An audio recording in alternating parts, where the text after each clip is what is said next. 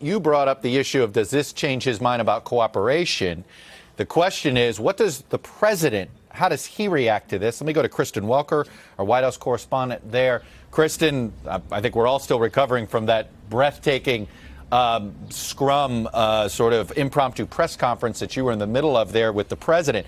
The Manafort issue came up. He did his usual, tried to distance himself, misstating how long Manafort was on the campaign, misstating the importance of Manafort. This was a critical period for the president's campaign when Manafort came on board and essentially saved the Republican nomination on Donald Trump's behalf.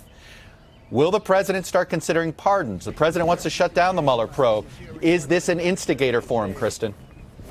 It could be, Chuck, and certainly when you look at the range of pardons that he has granted so far, one of the inferences has been, is he trying to send a signal to people like Paul Manafort? Now, the White House, the president, has pushed back against that, but you certainly have to think that that is a possibility. And Chuck, when he was asked about this earlier today during that remarkable scrum here on the White House North Lawn, which was unprecedented, he did try to downplay the length of time Paul Manafort served on his campaign, calling it a very short period of time. But you're absolutely right. It was a critical period of time, and Paul Manafort was his campaign chair. So it is increasingly difficult to do that. Now, the president stepping up his attacks against special counsel Robert Mueller, particularly in the wake of that DOJ IG report that we got yesterday that was sharply critical of former FBI Director James Comey.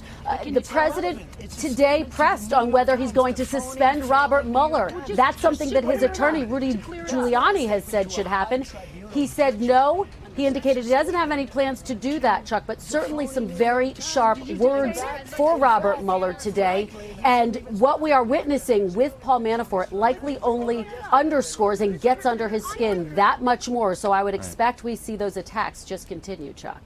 Well, one reminder there, Paul Manafort was in that infamous Trump Tower meeting with Donald Trump Jr., the Russian lawyer, and you asked the president, you pressed him on that infamous, did he give a statement? And all of a sudden, the president didn't answer your question, but it was how he didn't answer it. Explain. I thought it was striking. The president said, I don't want to talk about that. And by the way, lying to the New York Times is not like lying to prosecutors. So he didn't directly answer the question, Chuck, but it certainly was notable. He didn't deny it and essentially said, look, there's no crime in being mistruthful to a news outlet, Chuck. All right. Hey, NBC News viewers, thanks for checking out our YouTube channel. Subscribe by clicking on that button down here and click on any of the videos over here to watch the latest interviews, show highlights, and digital exclusives. Thanks for watching.